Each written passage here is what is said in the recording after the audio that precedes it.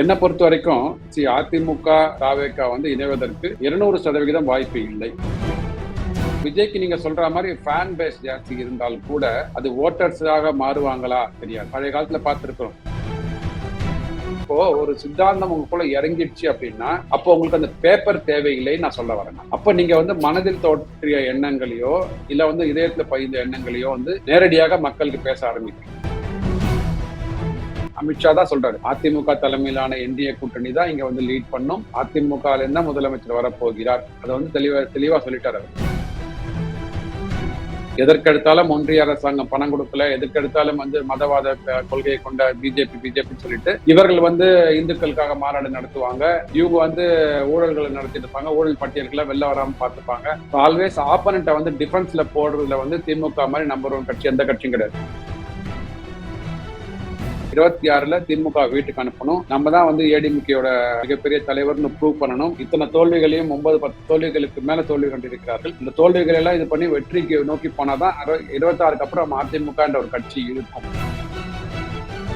அதாவது தமிழகத்திற்கு நல்லது நடக்கணும் அப்படின்னா திமுக என்பது எதிர்கட்சியாக இருக்க வேண்டும். ஏன்னா எதிர்கட்சின்ற ரோலை சூப்பரா பண்ணுவாங்க திமுக.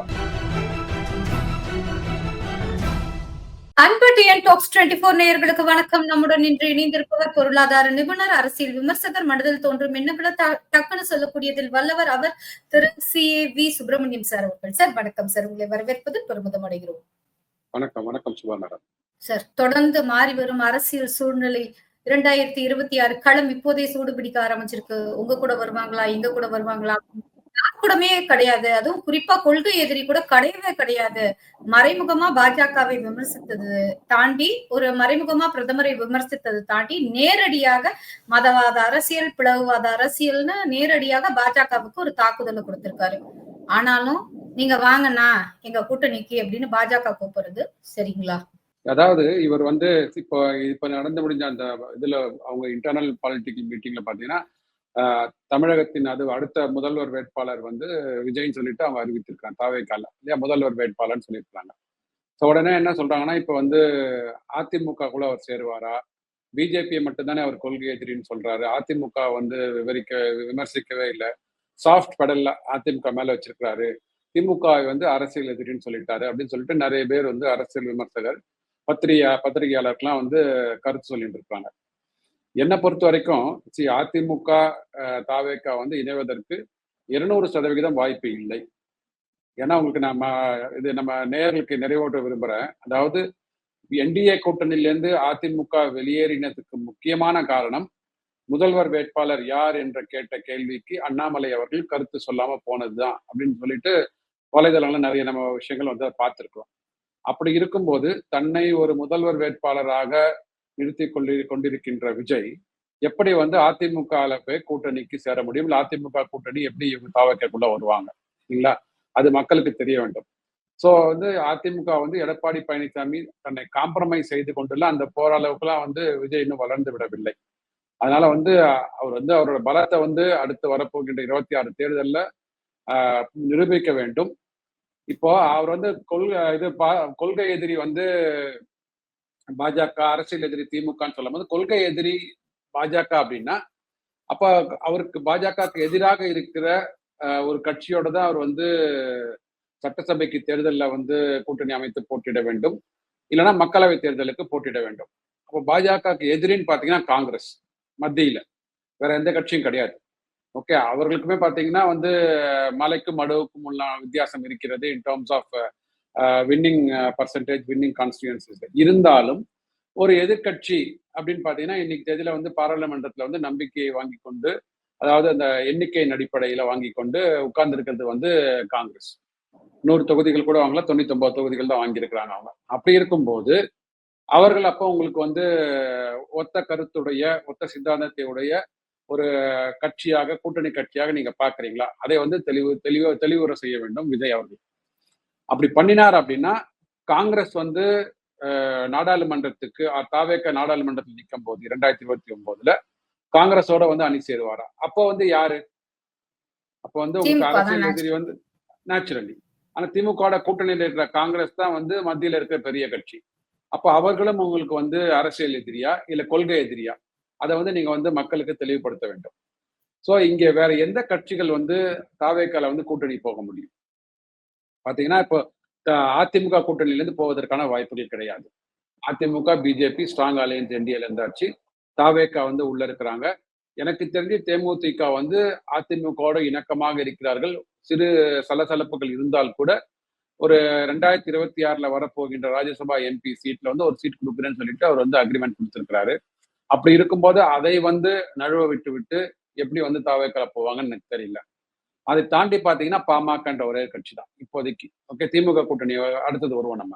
ஸோ பாமகல பாத்தீங்கன்னா இன்னைக்கு இருக்கிற ஒரு குளறுபடிகள்லயோ இல்ல குழப்பங்கள்லயோ பாத்தீங்கன்னா அது முடிவுக்கு வந்து இன்னொரு 3-4 மாதங்கள் ஆகும். ஜனவரி மாதத்துக்கு அப்புறம் தான் பாத்தீங்கன்னா வந்து ஒரு தெளிவான ஒரு பார்வை கிடைக்கும். இன்னைக்கு இருக்கிற தேதியில பாத்தீங்கன்னா அன்புமணி ராமதாஸ் ஐயாவிட்ட தான் வந்து நிறைய மாவட்ட செயலாளர்கள் இருக்கிறாங்க, முக்கிய நிர்வாகிகள் இருக்கிறாங்க. அப்படின்னு இருக்கும்போது அது என்டிஏ பக்கம் போவதற்கான வாய்ப்புகள் தான் நிறைய இருக்கிறது. அப்கோர்ஸ் மருத்துவர் ஐயாவுக்கு வந்து மாநிலத்துல வந்து அரசியல் செய்யணும்னு ஆசை இருக்கு. இருந்தாலும் பாத்தீங்கன்னா அவர்கிட்ட வந்து எண்ணிக்கை இருக்கிறாங்களான்னு தெரியல. ஓகே, வயதானவர்னு ஒரு அடிப்படையில் இருப்பார், நிறுவன தலைவர். அதுல எல்லாம் வந்து மக்கள் வந்து அவங்க கட்சி தொண்டர்கள் வந்து அதுல வந்து மாற்று கருத்தே இல்லை. இருந்தாலும் வருகின்ற 5-10 ஆண்டுகள்ல பாத்தீங்கன்னா யார் வந்து பாமக லீட் பண்ணிட்டு போகணும்னா அன்புமணி ராமதாஸ். அவருக்கு வந்து என்டிஏல இருக்கணும்ன்றது தான் வந்து அவரோட விருப்பம் ஆல்சோ. அதனால பாத்தீங்கன்னா அவர்களும் வந்து பாமகவும் தேர்தல் நெருங்கி வரும் காலகட்டத்தில் என்டிஏவோட தான் வந்து கான்கிரீட்டா வந்து கூட்டணி அமைப்பார்கள். அதை தாண்டி இங்க திமுக வந்தீங்கன்னா 2 கட்சிகள் இருக்கு வச்சுக்கோங்க. ஒன்னு விசிக, காங்கிரஸ் அண்ட் கம்யூனிஸ்ட். ஓகே, மதிமுக ஆமா, அப்புறம் மதிமுக வருவோம். ஸோ விசிகாலேருந்து தான் இங்க அங்கேருந்து ஒரு முக்கிய நிர்வாகி வாதவர்ஜுனா அங்க போய் சேர்ந்திருக்காரு. அவர் எப்படி எப்படிப்பட்ட இதை வந்து விளையாட போறாரு தெரியாது நமக்கு. ஸோ இந்த அரித்மெட்டிக்கல் ஆர் கான்ஸ்டுவன்சி அக்ரிமெண்ட்ல எல்லாருமே வந்து அங்க இருக்கிற திமுக கூட்டணியில் உள்ள அனைத்து கட்சி தலைவர்களும் பாத்தீங்கன்னா சீட்டு வந்து முன்ன விட எங்களுக்கு அதிகமாக வேணும் எல்லாரும் கேட்கறாங்க, இன்க்ளூடிங் மதிமுக. வைகோ அவர்கள், ஆனா வைகோ வந்து பொது வழியில பேசும்போது நாங்க அதெல்லாம் கேட்கல, உங்களுக்கு யார் இந்த இன்ஃபர்மேஷன் கொடுத்தான்னு சொல்லிட்டு கொந்தளிக்கிறார். ஆனா உண்மையில என்னன்னா உள்ள என்ன பேசியிருக்கிறாங்கன்னா ஏன் அது வெளிப்படையா வெளியில சொல்ல மாட்டாங்கன்னு தெரியல. அப்ப அவ்வளோ என்ன ஜனநாயகத்துக்கு எதிராகவா திமுக கூட்டணி இயங்கி கொண்டிருக்கிறது? ஏங்க ஒரு சாமானியன் கூட வந்து திமுக நிர்வாகம் வந்து ஒழுங்கா நடக்குதா இல்லையான்னு சொல்றதுக்கு உண்டான ஒரு உரிமை இருக்கும்போது ஒரு மிகப்பெரிய தலைவர், ஒரு கட்சியோட நிறுவன தலைவர், அவர் ஏன் வந்து பப்ளிக்கா வந்து எஸ் நாங்க வளர்ந்துருக்கிறோம், எங்களுக்கு வந்து 8 சீட்டு கொடுத்தாதான் வந்து ரெகக்னிஷன் கிடைக்கும். ஸோ 8 சீட்னா 8 கொடுத்தா 8ல் 8 யார் வின் பண்ணினதா வந்து சரித்திரமே இல்லை. அப்படி இருக்கும்போது ஸ்ட்ரைக் ரேட் வந்து ஒரு 75% 60% இருக்கும்போது ஒரு 15 சீட்டுகளை நாங்க கேட்டு பெற்றால் தான் ஒரு 8 சீட்டை வின் பண்ணிட்டு ஒரு ரெகக்னிஷன் வழங்க முடியும் அப்படின்னு பேசலாம் அழகா. யார் தப்பா எடுத்துக்க போறாங்க? இவங்க வந்து பகுத்தறிவுன்னு சொல்றது, ஓகே, ரைட் ஆஃப் ஸ்பீச்ன்னு சொல்றது, இவங்கெல்லாம் இதெல்லாம் வந்து மத்திய அரசாங்கம், மோடி அரசாங்கம் வந்து எங்க கொலைவெறியை வந்து குரல் வரியை வந்து நசுக்கிறாங்கன்னு சொல்லிட்டு இங்க இருக்கிற ஒரு உங்க எதிர்கட்சி தலைவரோடையோ இல்ல உங்க ஆளுங்கட்சி கூட்டணி தலைவரோடையோ ஒரு பேசுவதற்கு வந்து உங்களுக்கு அந்த ஒரு பொது வழியில பேசுறதுக்கு கூட உங்களுக்கு பயமா இருக்குதுன்னா எங்க ஜனநாயகம் வந்து குரல் வலையை நிறுத்தி கொண்டிருக்குன்றது மக்களுக்கு தெரியும். சோ இங்க பாத்தீங்கன்னா காங்கிரஸ் இப்போ இந்த இவர் நம்ம செல்வ பெருந்தகை வந்து ராமதாஸ் ஐயா பார்த்துட்டு பேசிட்டு வந்திருக்காரு பாத்தீங்களா, அது புகைச்சலாக ஆரம்பிச்சிருக்கு. ஏன் புகைச்சலாக ஆரம்பிச்சிருக்கு அப்படின்னா இந்த கர்நாடகத்துல தெரியும் உங்களுக்கு, இப்போ வந்து இந்த முதலமைச்சர் வந்து யாராவது மாற்றப்படுவார்களா அது மாதிரிலாம் பேசுபொருள் ஆயிட்டு சித்தராமையாவும் டி.கே. சிவகுமார் கிட்டையும் வந்து இருக்கும்போது காங்கிரஸ் தலைவர் கார்கேட்ட கேள்வி கேட்கிறாங்க. அது வந்து ஹை கமாண்ட் தான் முடிவு பண்ணும் அப்படின்றாங்க. சார், ஒரு கட்சியோட தலைவர் அப்படின்னா உங்களுக்கு தான் வந்து தலைவர்னா உங்களுக்கு தான் அதிகாரம் இருக்கிறது. அப்போ உண்மையிலே நீங்க வந்து சும்மா ஒரு பொம்மையா இருக்கிறீங்கன்னு அர்த்தம். முடிவெடுக்கும் அதிகாரம் வேறொருவர் கையில், முடிவை அறிவிக்கும் அதிகாரம் மட்டும்தான் எங்க காங்கிரசினுடைய தலைவர் கையில் சொல்றீங்க. அகில இந்திய காங்கிரஸ்ல. ஆமா. சோ அவருக்கே அப்படி இருக்கும்போது செல்வ பெருந்தகை யாரோட இன்ஸ்ட்ரக்ஷன்ல யார் கொடுத்த அதிகாரத்துல அவரை போய் பார்த்தாரு, ராமதாஸ் ஐயா போய் பார்த்தாரு, கூட்டணிக்கு வர சொல்லியிருக்காரா, என்ன பேசியிருக்கான்னு தெரியாது நமக்கு. ஆனாலும் ஒரு காங்கிரஸின் அகில இந்திய காங்கிரசின் தலைவருக்கே இந்த நிலைமை இருக்கும்போது இவர் வந்து எந்த ரைட்ல போய் பார்த்திருக்காரு தெரியல. அதுவும் வந்து இங்க இருக்கிற கூட்டணி தலைவர் கண்டிப்பாக வந்து ஸ்டாலின் ஐயா, அதாவது விசிகா வந்து ஸ்டாலினோட வந்து இணக்கமாக இருக்கும்போது அவர்களுக்கு எதிராக இருக்கின்ற அது திருமாவளவன் வந்து 100 தடவை சொல்லிட்டாரு. பாமக இருக்கிற கட்சி கூட்டணி கிட்ட நாங்க போக மாட்டோம், பாஜக இருக்கிற கூட்டணி கட்சி கிட்ட நாங்க போக மாட்டோம் சொல்லியது பிறகும் அந்த கூட்டணியில இருக்கிற செல்வ பெருந்தகை எப்படி பேர் ராமதாஸ் ஐயா பார்த்தாரு, ராமதாஸ் ஐயா பார்த்துட்டு தனியாக கூட்டணி அமைக்க போறாரா தாவேகாவோட, இல்லைன்னா திருப்பி அவர் திமுக கூட்டணி கூட்டின்னு வர போறாரு. திமுக கூட்டணி கூட்டின்னு வரதுக்கு முன்னாடி நீங்க வந்து அங்க கூட்டணிக்கு தலைமை வைக்கின்ற ஸ்டாலின் ஐயாட்ட கேட்டிருக்கணும்ல.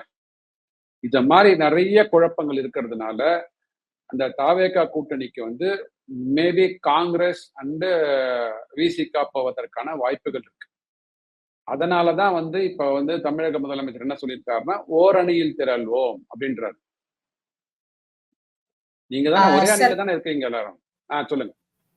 இல்ல சொல்லுங்க சார், நீங்க சொல்லுங்க சார். அதாவது ஓரணியில தான் நீங்க இருக்கிறீங்க. உங்களுக்கே அது மேல நம்பிக்கை இல்லாததுனாலதான் இருக்கிற கூட்டணி கட்சிகள் எல்லாம் இந்தி கூட்டணி அப்படின்றதுல தானே இருக்கிறீங்க நீங்க. அப்படி இருக்கும்போது நீங்க இப்ப ஓரணியில இல்லைன்றதை ஒத்துக்கிறீங்களா? இத மாதிரி வந்து எதிர்கட்சி தலைவர்கள் எதிர்கட்சி தலைவர்கள் ஆளும் கட்சியில இருக்கிற மற்ற கூட்டணி கட்சி தலைவர்கள் வந்து வேற விதமான எதிர்ப்பலைகளை வந்து சொல்லிட்டு இருக்கிறாங்க.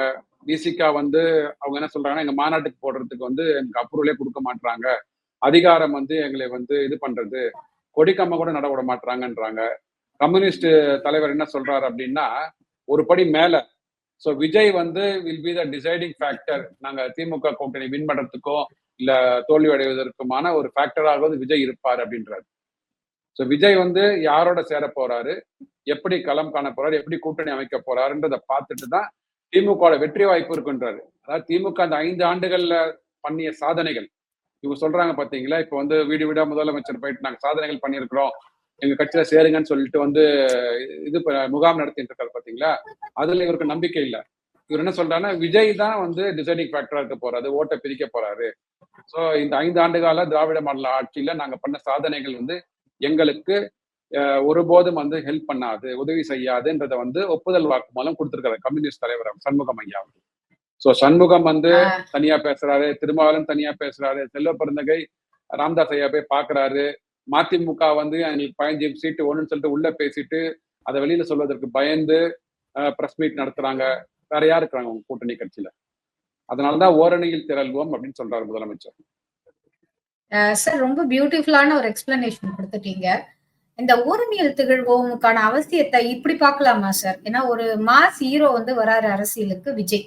அவருக்கு வந்து ஆல்ரெடி கேரளால வந்து ஒரு நல்ல பெரிய ஃபேன் ஃபாலோ பேஸ் இருக்கு அப்படிங்கிறது எல்லோருக்குமே தெரிந்த விஷயம்தான். ஏன்னா இந்த விக்கிரவாண்டி மாநாட்டுக்கு கூட கேரளாவில இருந்து வந்த மக்கள் அதிகம் அப்படிங்கறதுதான் தரவுகள் வந்து சொல்றாங்க. இப்படி இந்த மாதிரியான ஒரு சூழ்நிலையில அங்க அந்த கம்யூனிஸ்டுக்கும் காங்கிரஸுக்கும் இடையேயான வித்தியாசமே வெறும் 3-4% வாக்குகள் தான். இந்த வின்னிங் மார்ஜின் சொல்லுவோம் இல்லையா, அது வந்து between Congress as well as வந்து இவங்க 2 பேருக்குமே 3% தான். இப்ப புதிதாக இந்த 2024க்கு கொஞ்சம் முன்னாடில இருந்து பாஜக ஒரு மாதிரியான ஒரு வளர்ச்சியை கேரளாவில் பெற்று வருகிறது. இண்டிவிஜுவலா நம்ம பார்த்திருக்கோம், நிறைய இடத்துல எவ்வளவு டஃப் காம்படிஷன் கொடுத்தாங்க, ஒண்ணுமே இல்லாம இருக்கிறதுக்கு நாங்களும் இந்த இடத்துல களத்துல இருக்கோங்கிறத முன்னிறுத்தினாங்க. சோ இந்த ஒரு பாஜக வளர்ச்சி கேரளாவில் வர வேண்டாம் அப்படிங்கிறதுக்காக ஒன்று காங்கிரஸோ இல்லைன்னா சிபிஐ சிபிஎம்மோ விஜயுடன் கூட்டணி இணைவது ஒரு அவசியமாக்கப்படுதா? ஏன்னா இப்ப விசிகா தலைவரும் தன்னுடைய கட்சி வந்து ஒரு தேசிய லெவல் கட்சின்னு மகாராஷ்டிரால போய் போட்டி போட்டதை நம்ம பார்த்தோம் ஆல்ரெடி. ஒரு பக்கத்துல வந்து தனியா இண்டிவிஜுவலா போட்டி போட்டாரு, ஒரு பக்கம் காங்கிரஸ்க்கு சப்போர்ட் பண்ணாரு, ஒரு பக்கம் தெலுங்கானால போய் பிரச்சாரத்தை மேற்கொண்டு வந்தாரு. சோ இந்த மாதிரி எல்லா கட்சிகளுமே அவுட் ஆஃப் ஸ்டேட் போறதுனால இங்க வந்து இந்த மாஸ் ஹீரோவோட இது வேணும் அப்படின்னு நினைக்கிறாங்களோ? இல்ல அது வந்து அவ்வளவு சீக்கிரம் வந்து அந்த ஒரு கிரெடிபிலிட்டி வந்து விஜய்க்கு வந்துருமா, அதை கொடுத்துடுவாங்களான்றது எனக்கு தெரியல. இங்க இருக்கிற அரசியல் கட்சி தலைவர்கள் கண்டிப்பாக திருமாவளவன்லாம் கிட்டத்தட்ட ஒரு 35-40 வருடங்களாக அரசியல்ல வந்து பயணித்துக் கொண்டிருக்கிறார். அவரோட சித்தாந்தம், அவர் கட்சி தொண்டர்கள், அவர் வந்து ஆளுங்கட்சியில இருந்திருக்கிறாரு, எதிர்கட்சி கூட்டணியில இருந்திருக்கிறாரு, தானாக ஒரு கூட்டணி அமைச்சு எல்லாம் பார்த்திருக்கிறாங்க. ஸோ அந்த அளவுக்கு பாத்தீங்கன்னா உங்களுக்கு ஓட்டர்ஸ் பேஸ் ஜாஸ்தி. ஆனா விஜய்க்கு நீங்க சொல்ற மாதிரி ஃபேன் பேஸ் ஜாஸ்தி இருந்தால் கூட அது ஓட்டர்ஸாக மாறுவாங்களா தெரியாது. பழைய காலத்துல பார்த்திருக்கிறோம். எக்ஸப்ட் எம்ஜிஆர் அவர்கள் ஜெயலலிதா தாண்டி பாத்தீங்க அப்படின்னா ரஜினிகாந்த் வந்தாரு, விஜயகாந்த் வந்தாரு, அப்புறமா அவரோட கட்சி வந்து வளர முடியாம போயிட்டு பார்த்துக்கோங்க. இப்ப என்ன நிலைமை இருக்குன்னு எல்லாருக்கும் தெரியும். ரஜினி வரேன்னு சொல்லிட்டு புலி வருதுன்னு மாதிரி காட்டிட்டு அவர் மட்டும் போயிட்டாரு. சரி, அவரை தாண்டி அவரோட நண்பர் வந்து கட்சியை ஆரம்பித்து கழகங்களுக்கு எதிராக தான் நான் வந்து கட்சி ஆரம்பிச்சிருக்கேன்னு சொல்லி டார்ச் லைட்டை போட்டு டிவி எல்லாம் உடைச்சி எல்லாம் கலட்டாலாம் பண்ணிட்டு திருப்பி அந்த உதய சீரன்ல போயிட்டு அந்த டார்ச் லைட் வந்து ஐக்கியமாயிடுச்சு. சரிங்களா? கண்டிப்பாக வந்து ரஜினிகாந்த் அவர்களும் கமலஹாசன் அவர்களும் விஜய்க்கு மேல ஃபேன் பேஸ் இருந்தது அப்போ. ஆனா வயதானதுனால இப்ப வந்து குறைஞ்சிருக்கலாம் வச்சுக்கோங்க. ஸோ அந்த அளவுக்கு இருந்தவர்களுக்கும் கூட வந்து அவர்களால வந்து அரசியல்ல வந்து செல்வாக்கு பெற முடியவில்லை, உள்ள வர முடியல. எஸ் அப்கோர்ஸ் இவர் வந்து இவருடைய இந்த ஏஜ்ல அவர் வந்திருக்கிறாரு, அதனால ஃபேன் ஃபாலோவர்ஸ் நிறைய இருக்கிறாங்க. இருந்தாலும் அதெல்லாம் ஓட்டா கன்வெர்ட் ஆகுமா பார்க்கணும். ஏன்னா அரசியல் என்பது வேறு, உங்களுக்கு வந்து சினிமால இருக்கிற அந்த ஃபேன் ரசிகர்களோட இது வந்து வேறு. எல்லாம் நிறைய கட்சிகள் தரப்பட்டது இதுல தான் வந்து உங்களுக்கு ரசிகர்களாக இருப்பார்கள்.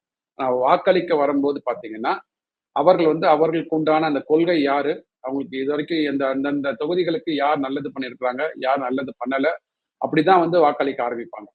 ஸோ தனியாக நின்று அவர் களம் காண போறாரா, கூட்டணியில வர போறான்னு தெரியாது.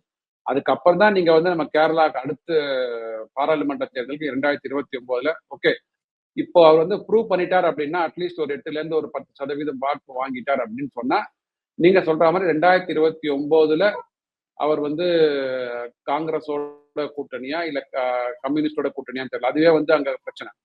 ஏன்னா காங்கிரஸும் கம்யூனிஸ்டும் எதிரெதிராக இருக்காங்க, இங்க ஒன்னா இருக்கிறாங்க. இது மாதிரி முரண்கள் அடங்கிய கூட்டணி தான் இந்திய கூட்டணியாக இருக்கிறது. ஸோ அங்க யாரோட போய் கூட்டணி வச்சுப்பாரு அவர் அங்க இல்லையா? ஸோ பட் ஆனா அதுக்கு ஒரு வழி இருக்கிறது. கேரளா வந்து அப்கோர்ஸ் தமிழ்நாடு பார்டரா இருக்கிறதுனால வந்து பாத்தீங்கன்னா இங்க இருக்கிற படங்கள் அங்க நிறைய ஓடும், இங்க இருக்கிற ஹீரோஸ்க்கு வந்து அங்க நிறைய வரவேற்பு இருக்கிறது. ஆனா அந்த அளவுக்கு தமிழக மக்கள் இது பண்ற மாதிரி ரெகக்னைஸ் பண்ற மாதிரி ஆக்டர்ஸ்க்கு அங்க ரெகக்னேஷன் இருக்குமானா இருக்காது. ஏன்னா மம்முட்டியா இருக்கட்டும் சரி, மோகன்லாலா இருக்கட்டும் சரி, அவங்க எல்லாம் வந்து ரசிகர்கள்னா ரசிகர்கள் அவ்வளவுதான். அது வந்து அவங்களோட அரசியல் வாழ்க்கைன்னு வரும்போது அவங்களுக்கு உண்டான தலைவர்களை தேர்ந்தெடுக்கிறாங்க. அதனாலதான் வந்து கேரளால பாத்தீங்கன்னா இந்த அளவுக்கு வந்து ஹீரோ வர்ஷிப் கிடையாது, ஹீரோக்கள் டேர்ன் இன்டு பாலிட்டிஷியனும் கிடையாது அங்கெல்லாம். ஸோ அது வந்து எனக்கு தெரிஞ்சு விஜய்க்கு வந்து அந்த இதுல வந்து எடுபடாதது. இங்க ப்ரூவ் பண்ணிட்டு மேபி மக்களுக்காக ஏதாவது ஒரு அஜெண்டா இல்ல ப்ரோக்ராம் வைத்து கொண்டு காங்கிரஸோட அவர் வந்து பயணித்தார் அப்படின்னா அப்புறமா என்ன வருதுன்றத கேரளால பார்க்க முடியும். சார், திரைத்துறையில இருந்து பிரபலங்கள் அரசியலுக்கு வருவது புதிது கிடையாது. அதுவும் குறிப்பா தமிழ்நாட்டுல அப்படி வந்தவங்களுக்கு எல்லாமே ஏகோபித்த வரவேற்பு தமிழக மக்கள் கொடுத்திருக்காங்க. இங்க நிறைய தலைவரை நம்ம பார்த்திருக்கோம். கையில ஒரு சின்ன துண்டு சீட்டு வைத்துக் கொண்டு பேசுறது, இல்லைன்னா அப்பப்போ கேட்டு பேசுறது, அந்த மாதிரி எல்லாம் நம்ம பார்த்திருக்கோம். இந்த இடத்துல ஒரு A4 ஷீட் வச்சு இந்த 5 ஸ்பீச் 6 ஸ்பீச் நம்ம பார்த்துட்டோம். விஜயோட speech right from Vikravandi to yesterday speech, அந்த பணியூரில் நடந்த நிர்வாகிகள் ஸ்பீச் வரைக்கும். இன்னும் ஒரு பிரஸையுமே டைரக்டா வெளியில வந்து தைரியமா சந்திக்காதது, எங்க பேசினாலும் ஒரு பெரிய A4 ஷீட்ல இருப்பதை வந்து அவருக்கு பக்கம் வசனம் கொடுத்தால் ஒப்பித்ததை போல ஒரு A4 ஷீட்டை பார்த்து அவர் ஈஸியா பேசுறது வந்து அவருக்கு சாதாரணமா எப்படி வந்து ஒரு ரியல் லைஃப்ல விட ரியல் லைஃப்ல ஒரு நல்ல ஹீரோவா இருக்காரோ அந்த மாதிரி ரியல் அரசியலை விட ஒரு ரியல் அரசியல்ல டயாஸ்ல முன்னெடுக்கிறாரோ விஜய். இதுலதான் வந்து மிக முக்கியமான கேள்வி என்ன வருதுன்னா, உண்மையிலே அரசியலுக்கு எதற்காக வந்தார் விஜய்? எந்த சித்தாந்தத்தை எடுத்துக்கொண்டு எந்த சித்தாந்தத்தை வந்து எதிர்த்து அரசியலுக்கு வர? நீங்க வந்து சும்மா சொல்லிடலாம், இப்போ வந்து ஆளுங்கட்சிக்கு எதிராக தான் நீங்க வந்து தேர்தலுக்கு வர போறீங்கன்றது வந்து பரப்புரைக்கு வரப்போகிறன்றது வந்து இது எல்லாருக்கும் தெரிந்த உண்மை. பட் என்ன இதுல வந்து ஸ்ட்ராட்டஜி நீங்க பண்ண போறீங்க? அரசியல் எதிரி திமுக, கொள்கை எதிரி பாஜக அப்படின்னா அவர்கள் செய்ய தவறிய திட்டங்கள் என்ன, டேட்டா பாயிண்ட்ஸோட பேசணும். ஸோ அது வந்து உங்களுக்கு உள்ள இறங்கல. I think it is not synced in to him அப்படின்றதா சொல்லுவோம் நம்ம ஆங்கிலத்துல. அது வந்து உண்மையிலேயே அவர் இதயத்திலிருந்து வராம though it is not synced into him, but he is almost taking 2000 to 5000 votes per அந்த தொகுதி அப்படிங்கிற மாதிரியான ஒரு இன்ஃபர்மேஷன் வருது சார் அன்அபிஷியலா. இல்ல அதுதான் ஆமா, என்னைக்குமே அந்த கவர்ச்சி அரசியல் இருக்கு பாத்தீங்க இல்லையா? சோ புதுசாக வராரு, ஏதாவது ஒண்ணு செய்ய ட்ரை பண்ண போறாருன்ற ஒரு மக்கள் நம்பிக்கையில வந்து கண்டிப்பாக அந்த வாக்குகள் முதல்ல வரும்.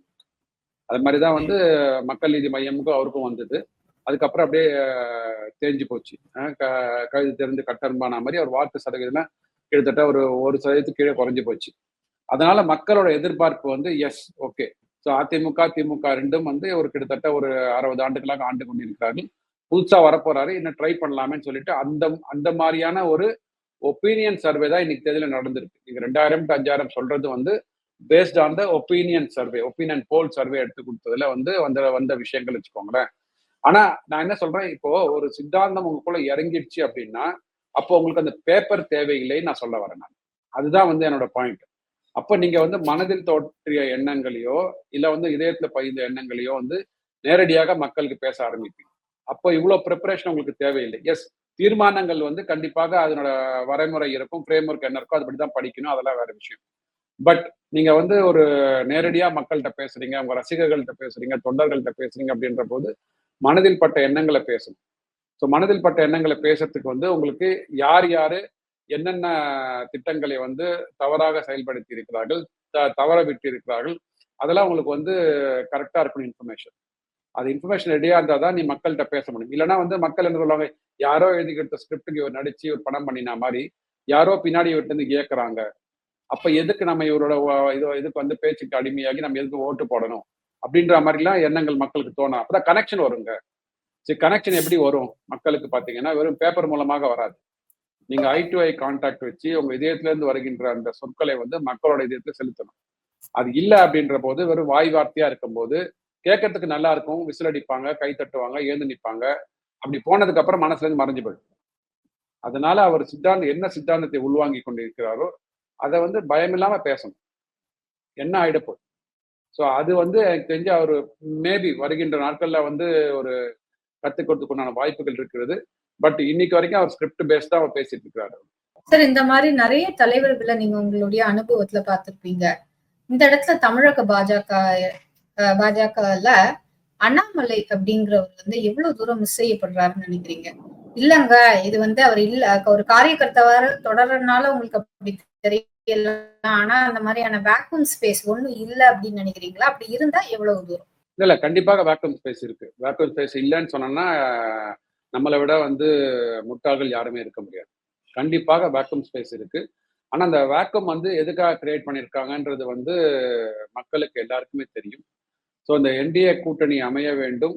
அதுல வந்து இப்போ கண்டிப்பாக வந்து திமுகவுக்கு மாற்றாக இங்க வந்து தமிழகத்துல களம் காண வேண்டும் என அதிமுக தலைமையிலான கூட்டணி, அமித்ஷா தான் சொல்றாரு, அதிமுக தலைமையிலான என்டிஏ கூட்டணி தான் இங்க வந்து லீட் பண்ணும், அதிமுக தான் முதலமைச்சர் வரப்போகிறார். அதை வந்து தெளிவா சொல்லிட்டாரு. ரீசெண்ட் இன்டர்வியூல கூட சொல்லிட்டாரு. ஆனா அதை வந்து இப்போ என்ன ஒரு வருத்தமாக இருக்கிறது அப்படின்னு பாத்தீங்கன்னா, இந்த 3.5 வருடங்கள் 3 வருடங்களோ 3.5 வருடங்களோ அண்ணாமலை அந்த பேஸை வந்து பில்ட் பண்ணிருக்கிற பாத்தீங்களா, அந்த மொமெண்டத்தை வந்து அப்படியே இவங்க வந்து மெயின்டைன் பண்ணணும். அது வந்து யாராக இருந்தாலும் சரி, நயினா நாகேந்திரனா சரி, வானதி சீனிவாசனாக இருந்தாலும் சரி, எந்த தலைவராக இருந்தாலும் அந்த மொமெண்டத்தை வந்து மிஸ் பண்ணிடவே கூடாது. அந்த வேக்கம் வந்து ஃபில்அப் பண்ணிட்டே இருக்கணும். அதாவது திமுக என்பது பாத்தீங்கன்னா நெரேட்டிவை செட் பண்றதுல 1ஆம் நம்பர் கட்சி திமுக தான். ஓகே, எதற்கெடுத்தாலும் ஒன்றிய அரசாங்கம் பணம் கொடுக்கல, எதற்கெடுத்தாலும் வந்து மதவாத கொள்கையை கொண்ட பிஜேபி சொல்லிட்டு இவர்கள் வந்து இந்துக்களுக்காக மாநாடு நடத்துவாங்க. இவங்க வந்து ஊழல்களை நடத்திட்டு இருப்பாங்க, ஊழல் பட்டியல்களை வெளில வராம பார்த்துப்பாங்க. ஆல்வேஸ் ஆப்பனண்ட்டை வந்து டிஃபென்ஸ்ல போடுறதுல வந்து திமுக மாதிரி நம்பர் 1 கட்சி எந்த கட்சியும் கிடையாது. ஸோ அதை வந்து இப்ப இருக்கிற பிஜேபி தலைவர்கள் கண்டிப்பாக வந்து முன்னெடுத்து செல்ல வேண்டும். அந்த நேரேட்டிவ் வந்து செட் பண்றது வந்து என்டிஏ கூட்டணியாக இருக்க வேண்டுமே தவிர ஐஎன்டிஏ கூட்டணியாக இருக்கக்கூடாது. அது இப்போ கொஞ்சம் மாறுதல்கள் நடந்து கொண்டிருக்கிறது பிஜேபியோட அகில இந்திய தலைமையில் இல்லைங்களா. அது நடக்கும் போது கண்டிப்பாக அண்ணாமலை அவர்களுக்கு ஏதாவது ஒரு நேஷனல் லெவல்ல ஒரு பொறுப்பு கொடுக்கப்படும். அதன் மூலமாக தமிழகத்துல வந்து ஒரு மேற்பார்வைக்கான ஒரு ரோல்ஸ் வர்றதுக்கான வாய்ப்புகள் இருக்கிறது. அப்படி இருக்கும்போது இன்னும் கொஞ்சம் வந்து ஒரு ஸ்ட்ராங் ஒரு ஃபவுண்டேஷன் சொல்ல முடியாது, ஒரு கன்விக்ஷனோட வந்து அவர் வந்து களமாடுவதற்கான களம் தயாராக கொண்டிருக்குன்னு தான் பாக்குறேன். பட் அதுக்குள்ள நம்ம வந்து இப்ப இருக்கிற இதை வந்து விடக்கூடாது. அதற்கு வந்து கண்டிப்பாக பாஜக உள்ள மூத்த தலைவர்கள் இந்த மொமெண்டத்தை எடுத்துன்னு போவாங்கன்னு பாக்குறோம். சார், இந்த என்டிஏ கூட்டணி உருவானதுல இருந்து நீங்க வந்து பாஜகவினுடைய முன்னாள் மாநில தலைவர் அண்ணாமலை விடுங்க சார், அதிமுக நீங்க சொல்லுங்க. அங்க செகண்ட் லெவல் ஆஃப் நிறைய ஆர்கனைசேஷன்ஸ் இருந்தாங்க, இல்லைன்னா செகண்ட் லெவல் தலைவர்கள் நிறைய பேர் இருந்தாங்க. எடப்பாடி அவர்களை தாண்டி எஸ்பி வேலுமணி அவர்களாக இருக்கட்டும், இல்லைன்னா தங்கமணியாக இருக்கட்டும், இல்லைன்னா சி விஜயபாஸ்கராக இருக்கட்டும், அது மாதிரி நிறைய பேர், ஜெயக்குமார் அவர்களாக இருக்கட்டும், முன்னாள் அமைச்சர். சோ இவங்க எல்லாருமே ஒரு சைலண்ட் மோட்ல போயிருக்காங்களோ? ஆமா, ஏன்னா அதிமுக என்பது முன்ன மாதிரி இல்லைங்க. அதாவது ஜெயலலிதா அம்மையார் இருந்த போதும் சரி, அவர்கள் மறைவுக்கு அப்புறம் பாத்தீங்கன்னா ஒரு 2-3 ஆண்டுகள் எப்படி வந்து கட்சி ஒன்னா இருந்ததோ இப்ப அந்த கட்சி வந்து பிளவுபட்டிருக்குது. அதுல மாற்று கருத்தே இல்லை. சசிகலா வந்து தள்ளி வைக்கப்பட்டிருக்கிறார், ஓரங்கட்டப்பட்டிருக்கிறார். டிடிவி தினகரன் இல்ல, ஓபிஎஸ் ஐயா அவர் இல்ல. என்ன இருந்தாலும் எடப்பாடி ஐயான்னு பாத்தீங்கன்னா அவர் வந்து அந்த மாவட்ட செயலாளர்கள் கூட்டத்துல எல்லாரும் அவர்களுக்கு வாக்களித்து அவர் வந்து தலைவராக தேர்ந்தெடுக்கப்பட்டிருக்கார். இருந்தால் கூட அவருக்கு வந்து இத மாதிரி யாராவது ஒரு தலைவர் உருவாக்கிவிடக் கூடாது, தனக்கு எதிராக நம்பர் 2ன்னா கூட நாளைக்கு அது நம்பர் 1 வந்து மாறுவதற்கான வாய்ப்புகளை வந்து யாருக்கும் கொடுத்துடக்கூடாதுன்றதுக்காகவே அவர் வந்து நம்பர் 2 மினிஸ்டர்ஸா இருக்கட்டும், இல்ல நம்பர் 2 முன்னாள் மினிஸ்டர்ஸா இருக்கட்டும், இல்ல இப்ப இருக்கிற முக்கிய நிர்வாகிகளையும் வந்து பெரிதாக வந்து மீடியாக்கள்ல பேசுவதற்கு அனுமதிப்பது இல்லை. அவர் மட்டும்தான் பேசுறாரு. முன்னாடி ஜெயக்குமார் அவர்கள் வந்து பேசிட்டு இருந்தாரு.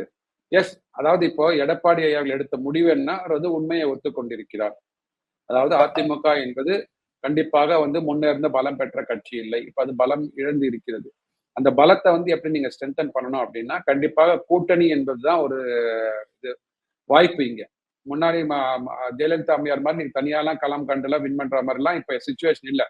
அப்படி இருக்கும்போது மற்ற கட்சிகளையும் அணைத்துக் கொண்டு அடுத்த தேர்தலை வந்து நீங்க சந்தித்திருக்கலாம் மட்டுமே தான் உங்களுக்கு வந்து நீங்க கடந்து வந்த தோல்விகளை வந்து மக்கள் மனதில மறைச்சிட்டு திருப்பி அதிமுக வந்து புதுப்பிக்க முடியும்.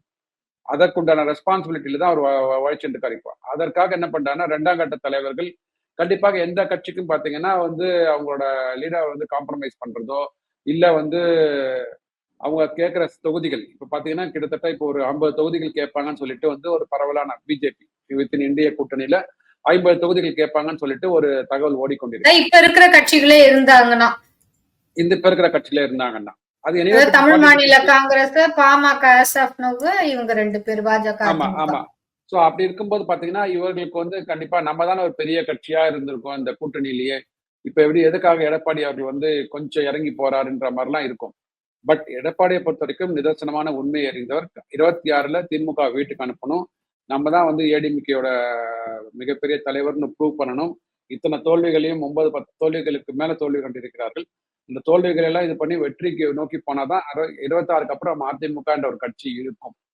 திருப்பியும் இவர்கள் தோல்வியை தழுவினாங்க அப்படின்னா ஃபேக்ஷன் ஆகி அது போயினே இருக்கும். அந்த மாதிரி நிறைய பேர் வந்து வெளியில போயிட்டாங்க இல்லைங்களா? கேசி பழனிசாமியா இருக்கட்டும், அப்புறம் அந்த பேர் டக்குன்னு ஞாபகம் இல்லை, பெங்களூர்ல இருக்கிற ஒரு பெரிய அதிமுக புகழேந்தி ஐயா அவர்லாம் வெளில போயிட்டாங்க. அவங்கலாம் சரி என்னதான் இருந்தாலும் வந்து அவங்க வந்து எம்ஜிஆர் காலத்துல இருந்து ஜெயலலிதா காலத்துல இருந்து ஒன்னா இருந்தவங்க. கண்டிப்பா அவங்களுக்குன்னு ஒரு செல்வாக்கு இருக்கு. அட்லீஸ்ட் அவங்க இருக்கிற தொகுதியை தாண்டி ஒரு 4-5 தொகுதிகளையாவது 5 தொகுதிகளையாவது அவங்களுக்கு செல்வாக்கு இருக்கும் இல்லையா? ஒரு 20 அது மாதிரி ஒரு தலைவர்கள் இருக்கிறாங்கன்னா 100 தொகுதிகள் அவங்களுக்கு செல்வாக்கு இருக்கும். நீங்க ஒண்ணுமே வேண்டாம், அவங்க போய் நின்னாலே போறோம் ஓட்டு போடுவாங்க. புரியுதுங்களா? சோ அந்த மாதிரியான தலைவர்களும் அணைத்து கொண்டு போக வேண்டும். அதுல வந்து எடப்பாடியாருக்கு ஒரு சிக்கல் இருக்கிறது. நாளைக்கு வந்து அவங்க வந்து திருப்பி மேல வந்துருவாங்கன்னு ஒரு சிக்கல் இருக்கு. அதே சமயத்துல அந்த சிக்கலை வந்து எப்படி தீர்ப்பதுன்னா வெளியில இருந்து வந்து கூட்டணி அமைச்சுப்போம், அதுல காம்ப்ரமைஸ் பண்ணி போலாம் அப்படின்றதுனாலதான் பாஜக வேண்டாம் என்று சொன்ன எடப்பாடி பழனிசாமி திருப்பி பாஜக ஓகேன்னு சொல்லிட்டு வந்து கூட்டணியில வந்து சேர்ந்திருக்கிறாங்க. சோ அதனால இது வந்து ஒரு பேலன்ஸ்ட் அப்ரோச்ல போயிருக்கிறார் எடப்பாடி. அதுக்கு வந்து அது சரியா அப்படின்றது வந்து 26 தேர்தல் தான் அவருக்கு வந்து பதில் சொல்லும். சார் ரொம்ப நிறைய நேரம் டைம் ஸ்பெண்ட் பண்ணி எங்களுக்காக நிறைய விஷயங்களை சொன்னீங்க. அது வந்து கூட்டணி களமாக இருக்கட்டும், என்டிஏல இப்போதைக்கு பாஜக, அதிமுக இந்த மற்றும் Tamil Maanila Congress, as of now PMK, TTV அவர்கள் இருந்தாலும் கூட இது வந்து இனிமே பெருசுவாங்களா இல்ல தேமுதிக உள்ள கண்டினியூ பண்ணுவாங்களா அது எல்லாமே பொறுத்திருந்து பார்க்கலாம் அப்படிங்கிற ஒரு விஷயமாக இருக்கட்டும்.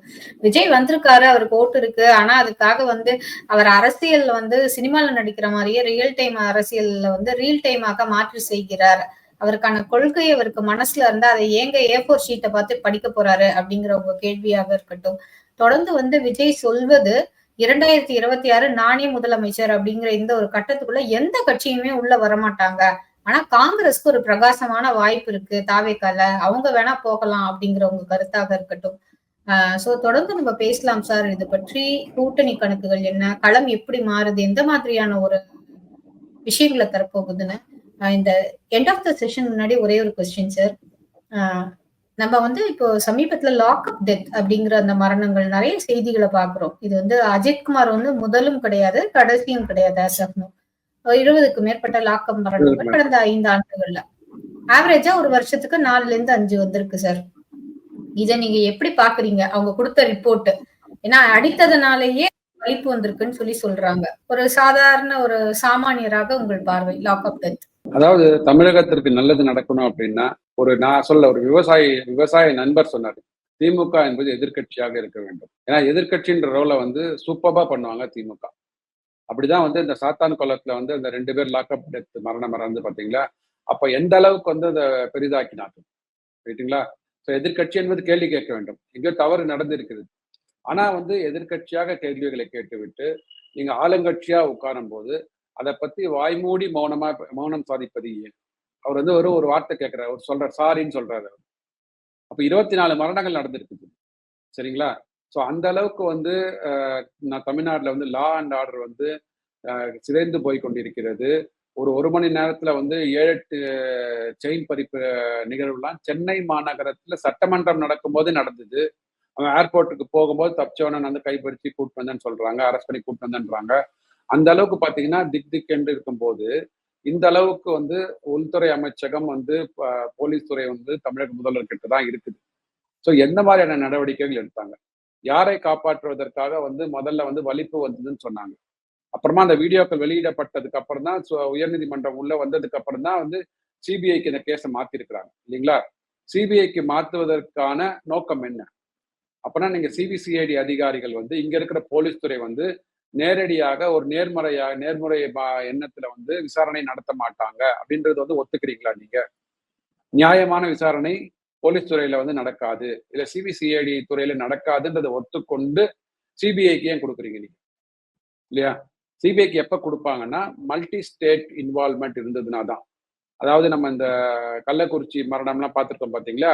அதுல பாத்தீங்கன்னா ஆந்திரால இருந்து வந்து கள்ளச்சாராயம் வந்தது, புதுச்சேரியில இருந்து கள்ளச்சாராயம் வந்தது, மெட்டீரியல் வாங்கினாங்கன்னு நம்ம பார்த்தோம். ஸோ அப்படி இருக்கும்போது மல்டிபிள் ஸ்டேட்ஸ் இருக்கிறதால இங்க உள்ள போலீஸ் துறை வந்து அங்க போய் விசாரிக்க முடியாது, ஒத்துழைப்பு கொடுக்க மாட்டாங்கன்ற மாதிரி இருக்கும்போது மல்டிபிள் ஸ்டேட் ஏஜென்சிஸ் இருந்தா சிபிஐக்கு போகும்.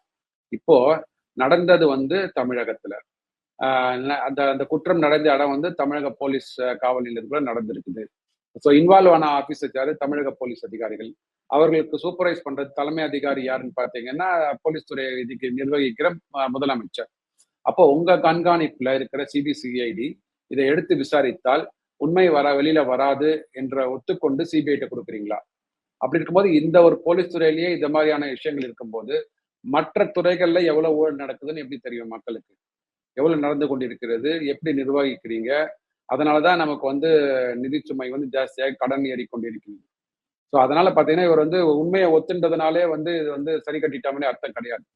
இந்த உண்மையை ஒரு பானை சோறுக்கு ஒரு சோறு பதம் மாதிரி இவங்களோட இயலாமையை வந்து ஒற்றுக்கொண்டு சிபிஐக்கு கொடுத்ததுனால மற்ற துறைகளிலும் பாத்தீங்கன்னா இதை மாதிரி வந்து இன்எஃபிஷியண்டா ஒர்க் பண்ணிட்டு இருக்காங்கன்றதை வந்து அவர் ஒத்துக்கிட்டாரு. ஏன்னா மக்கள் கேள்வி கேட்க ஆரம்பிச்சிருவாங்க, இதை வந்து டக்குன்னு வந்து மூடி மறைச்சிடலாம், ஏன்னா வந்து இன்னொரு 8 மாதங்கள் தேர்தல் வரப்போகிறது. இதை கருத்தில் கொண்டு மட்டுமே வந்து உடனே அவர் அவங்க வீட்டுல உள்ள அந்த நபருக்கு வந்து ஒரு வேலையும் கொடுத்துரு, கவர்மெண்ட் அரசாங்க வேலையும் கொடுத்துட்டாங்க, 30,000 ரூபாய் சம்பளத்துக்கு பட்டாவும் கொடுத்துட்டாங்க. அதாவது இந்த தவறுகளை மறைப்பதற்காக இந்த மாதிரி பண்ணியிருக்கிறார். பட் இந்த தவறுகளை வந்து எதிர்கட்சிகள் இன்னும் வந்து வெளிச்சம் போட்டு வெளிப்படையாக மேடைகளில் பேசி எதனால் இது நடந்தது, இந்த மாதிரி எவ்வளவு நடந்து கொண்டிருக்கிறது, இது நடக்காமல் இருப்பதற்கு என்ன பண்ணணும் அப்படின்ற மாதிரி வாதங்களை வைத்து திமுக கூட்டணி வந்து அவர்கள் பண்ணிய தவறுகளுக்கு வந்து மிகுந்த தண்டனையை வந்து 2026 வழங்கணும்ன்றது மக்களோட எதிர்பார்ப்பு. சார், நேரம் பகிர்ந்தமைக்கு நன்றி சார். அப்பப்பா முடியலப்பா போதும்பா அப்படிங்கிற மாதிரியான ஒரு விஷயத்தையும், அது இல்லை அப்படிங்கிறதுனால தான் நீங்க ஓரணியில் திரள்வோம், ஓரணியில் இணைவோம் அப்படிங்கிற ஒரு விஷயத்த கொண்டு வந்திருக்கீங்க. 2.0 நீங்க முன்னாடி போல பேக் அடிச்சு ஓரணியில் இணைவோம் அப்படிங்கறத சொல்லியிருக்கீங்க.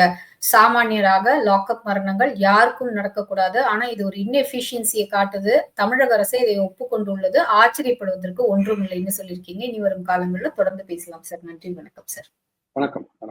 Thank you sir. Thank you sir.